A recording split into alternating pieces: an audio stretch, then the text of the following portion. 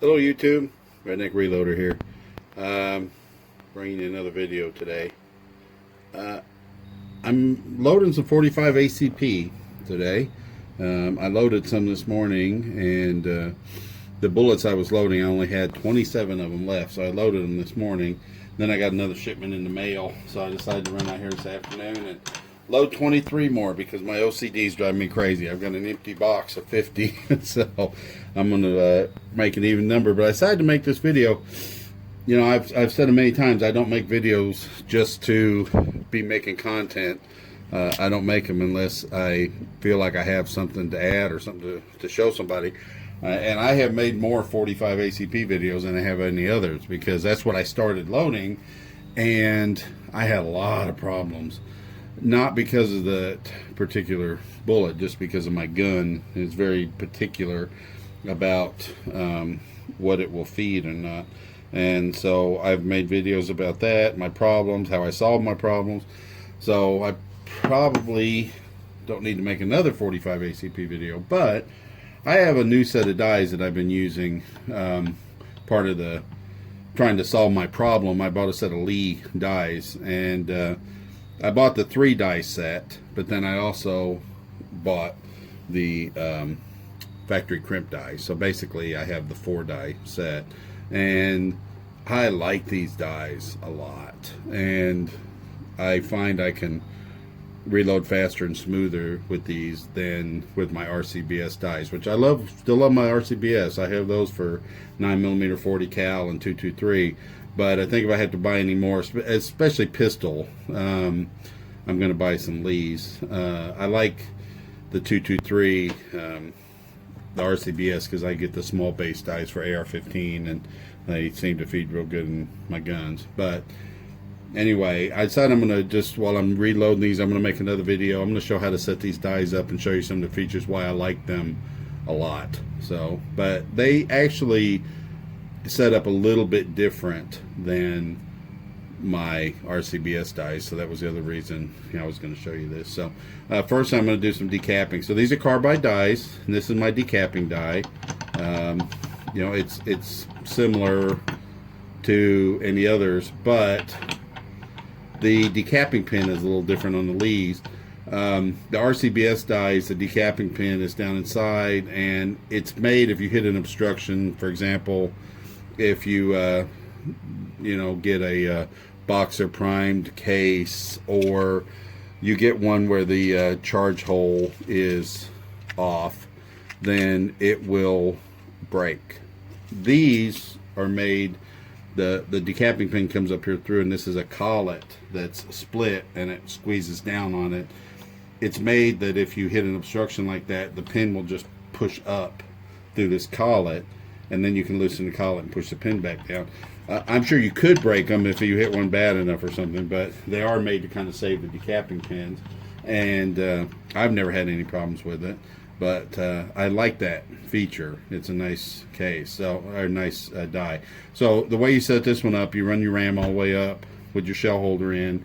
You screw the die down until it touches the shell holder, and then you lock it down. And of course, these lock rings, they're not locking like some of the other ones are, where you have a set screw where you can lock them in place to save your settings, which I don't do anyway. I just set them up every time I use them because I've got 2 presses. They're slightly different in each press, and I don't know which press I'm going to use per any given day. Just depends on what I'm doing. But these just lock in place with a O-ring, so they kind of have some retention, but they're also real easy to knock back out of whack. So if you want to lock them and set them and leave them, you probably have to change those to a locking ring. But anyway, got those set. Now I'm going to just do some decapping, and you notice if you watch my videos all the time, I'm using my Rockchucker Junior press instead of my Bear. There's a reason for that I'll get on later.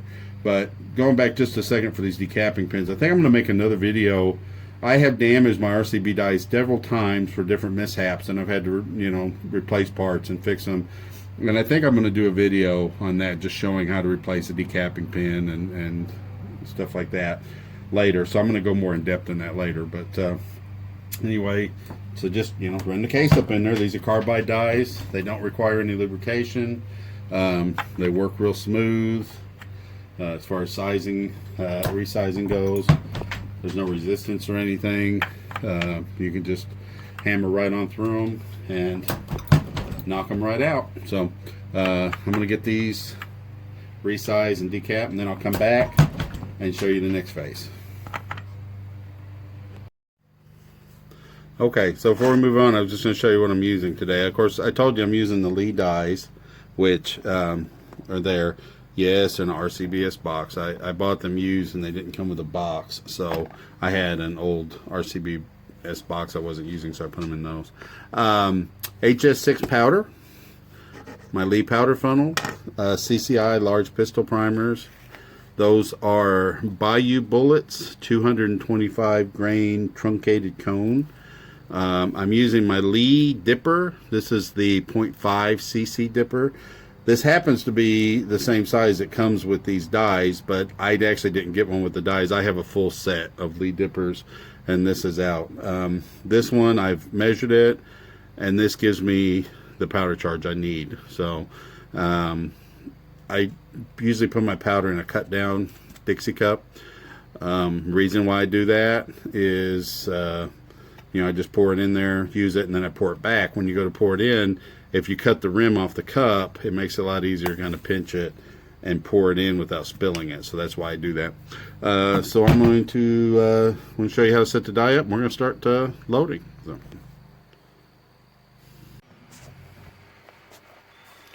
Okay, so I'm going to set the die up. If I put my hand in front of the camera, I apologize. I have two presses, and this one is set up. This is kind of my secondary press. I won't get into the whole story. I had an auction. I won. I got two presses. This one sat in a box for 6 months. I didn't know what to do with it, and I finally decided to set it up on the opposite edge of my bench. And the reason I'm loading these particular rounds on this one, I prime on the press, and this priming arm has my large primer cup on it. My other one has a small primer cup on it. I can change those. I've got extra cups, but they're kind of fiddly to change. They're spring loaded. It's really easy for me because I'm clumsy to lose grip on it, and it shoots across the room and it disappears because I'm out here in my shed and I got big gaps in my floorboard. So what I did is I keep the large priming cup on this press and my small priming cup on the other. So it just depends on when I'm loading. If I'm going to load 45 ACP, I'll come and use this press. If I'm loading 223 9mm, I use my other press, and that way I don't have to change these arms out. So, but this being mounted on my left side, it's a little more awkward, and I tend to get my hand in front of the press a lot more and block your view. So I'm trying to be aware of that, but if I do, forgive me. The way this die, you're screwing this die in. This is the one. This is something to watch on these Lees. I found this is sometimes this little O-ring will creep out, and you just have to push it back in. It's not a big deal, but just something to be aware of. So this is your die that's going to set your amount of belling of your case mount. The directions say to run the ram up, screw it down till it touches the ram, and then back it up one full turn, and then you adjust it in from there. Mine actually has, the guy, whoever had it before me, put a little mark right there. It's kind of hard to see on the camera, but it's kind of worn, but it's just like a magic marker. He put a mark. That kind of helps with that backing it out one turn business. So this should not bell the case mount at all. And then you turn it in a little bit to adjust your belling. I found I need about a half a turn in, so I could just back it out half a turn, but I'm going to go through the whole steps here. So I'm going to go ahead and run it up in there and pull it out. And you'll notice when you pull this out that, I forget what they call it, but it's the piece that actually goes in and bells it. It moves in there like 3/8 of an inch. So you can see I can move this real easy, but when it hits at this point, it stops, and then it kind of jerks when it comes out. The reason for that is to shake the powder down through there, because this is a powder through die. That was a little unnerving when I first started doing it, but I've gotten used to it now, and it's not a big deal. So I'm going to screw that in just a little bit more, and then I think I'll have it set pretty good. So for these Bayou bullets, well, that sun is reflecting bad off of there, sorry. These Bayou bullets, I bell the case mouth a little bit more than I do other bullets because I don't want to shave that coating off. If I'm doing a plated bullet, I leave it a little smaller. So, do it one more time. I think I'm about there.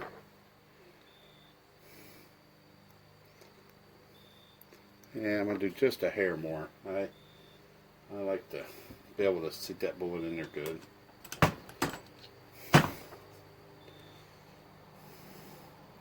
Okay, that's pretty good there. So, I got the case mouth belled, so that'll set in there pretty good. Alright, now we're going to get ready to rock and roll. That's what I love about these dies. They kind of take an extra step out for me from my other ones. So I'm going to put the Lee powder funnel. It fits in on top in here. So using a lot of Lee stuff today. Of course on my RCBS press. So heck, maybe Lee will see this video and send me a new press. So I could be sponsored by Lee. So this is how I'm going to do this now. I initially put the case in and I just raised it up. I don't run it all the way up in there yet because I'm going to prime it at this stage. So then put a primer in my cup, bring it forward, lower the ram, seat the primer, raise it up to build the case mouth, and I'm going to go ahead and put my dipper full of powder in. And then pull it back out, and that case is ready to accept a bullet. It's primed, belled, and it's got the powder in it already. So that's where I said it kind of saves me a step because I can just go ahead and put the powder in it right there while it's on the press. Sorry, jiggling you. I'm just adjusting so you can see a little bit better. So that's the routine. Just prime, bell, drop your powder, and you're done. Going to the next one. So I'm doing this kind of slow because I'm doing it here on camera, but when I don't have the camera here in my way, I can just kind of rock and knock these out real quick. Note on these powder measures, I said I use these a lot. I have a powder thrower that I used to use more. It works pretty good with Unique powder, which is what I used to use exclusively for loading pistol. But since we've been in this ammo and reloading supply shortage, I haven't been able to get Unique. So I switched powders. I got some HS6 and some Tight Group. And I haven't tried the Tight Group in there yet, but this HS6 just does not work well in my powder measure. So I pretty much am using the Lee dippers exclusively with it, and I really like these things. They actually throw a real accurate little charge, and once you figure out which size you need, you can truck along pretty good there. You can set up, a bunch of them in the case and just sit there and go from one to one to one and just knock them out. But with these Lee dies, I've started doing this here on the press, and I kind of like this. I was concerned about using this powder through die that the powder would kind of get stuck inside the die, but with that little piece moving back and forth, it really doesn't. I'll show you that here in a minute. So I'm going to do this last one here, and then, well, got a bad primer pocket, it looks like.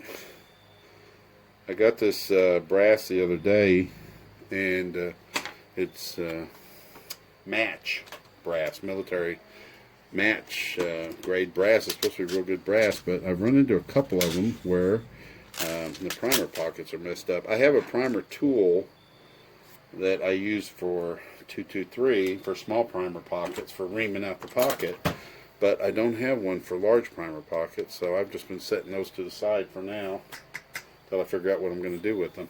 So okay, I'm going to switch angles. I'll come back and show you the next step. Okay, now this is the next step that I do, and I always do this. I'm going to look in each and every case and make sure that there's powder in there. And I'm also looking for double charges, which this powder fills up enough of the case. I think if there was a double charge, I could spot it. But I always look. I've never had a squib load, and I don't want to start now. So I look. I usually check them a couple of times. I'm kind of anal about this, but better safe than sorry. So time to move on to our next step. Now this is my bullet seating and crimp die. Now I'm not going to be crimping with this. I'm going to use the Lee Factory crimp die. So I'm just going to be seating with this. You could crimp with this. I just happen to have that factory crimp die, so I'm going to use it. But this does set up a little bit different than some of the other dies. The RCBS dies, you put a case in and you screw this body down until you feel it touch the case and you back off a little bit. With the Lee die, you'd set it up like the other ones where you screw it down until it touches the shell holder.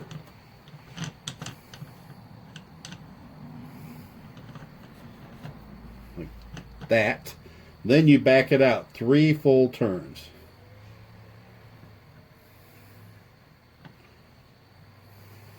And that will ensure that when you put a case in there, you're not crimping it.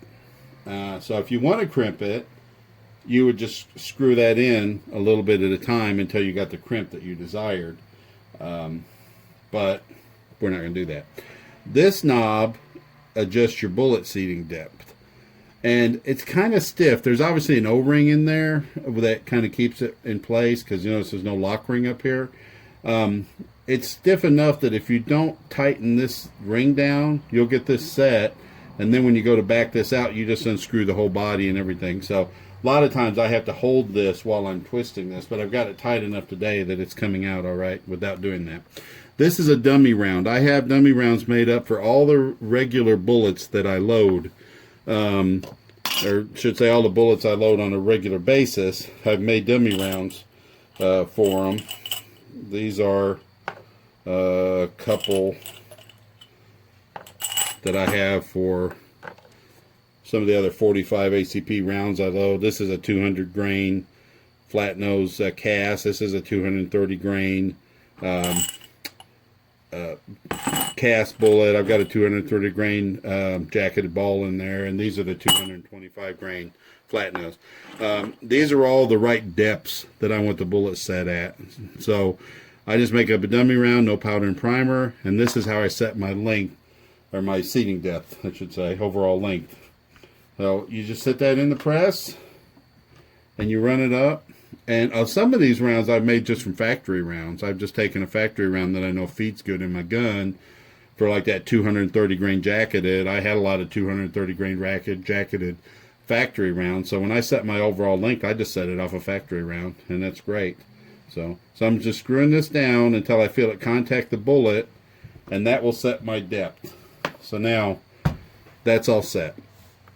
So my case is ready to go. It's primed, it's charged, and the case mount is belled. So I'm going to put a bullet in there, run it up in there, and now it's seated. And then just to make sure that nothing's moved or anything, I'm just going to kind of eyeball it and compare it to my dummy round. I could get my calipers out at this point and measure it, but I can tell by eyeballing that that's close enough. It's dead on. So I'm going to throw my dummy round away, and I'm going to go ahead and finish the rest of these exact same way. Let's see. It doesn't take long. See a lot of people talking about getting turret presses, and they don't like to set their dies up. They want to just set them up and leave them set up, which I understand. I just set them up every time. I don't find it's that time consuming, and to me it's a good skill to have to be able to set up the dies. And I'm afraid if I just kept them set up and then I had to come back and do it again later, I'd have to pull out the instructions on how to do it again because I'd forget something. Also, where I load outside, when I'm done, I box my dies up and put them in a drawer that's sealed up to keep them from rusting or anything. I could never have a turret press out here with all my dies set up. Because basically out here in the weather, this place is unheated, uncooled. I've got a little kerosene heater I run in the winter, and a fan I put on me in the summer, and I don't come out here when it's real hot. So leaving my dies out, I know they'd rust. So I just set them up every time. So I think it's a good skill to have. All right, that part's done. I'm going to jump back here in a minute and show you how we're going to finish up. All right, last step we're going to do is crimp. So I was going to show you, this is the Lee factory crimp die, and this is my bullet seating and crimp die. You can see they're very, very similar. They work very different. With the regular crimp die, you screw in the body to adjust the amount of crimp, and you screw in the plug on the top to adjust the seating depth. With the factory crimp die, you just screw the body all the way down, and this knob is the one that adjusts the crimp. So the way you set it up is you screw it all the way in until it touches, and then you lock it down.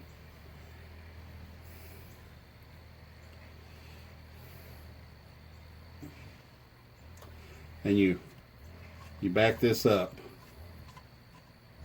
and then it says to put in case with a bullet, run it up in there, and there is some resistance. You have to kind of push hard because it goes through this carbide sizing ring going in and coming out. Then you screw this down until it just touches.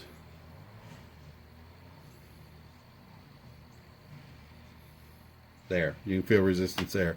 Then it says lower it and turn this another half turn for a light crimp, or a full turn for a heavy crimp. So I turned it a half a turn for a light crimp. That usually is what the setting I use, but the way I'm checking this is I'm using the barrel from my gun. I said this gun is real particular about its ammo, and that's one of the reasons I'm using this factory crimp die. I've made plenty of ammo without it, but it does make it easier. So, but the seating depth has got to be real short, you know, so it's a pretty short round.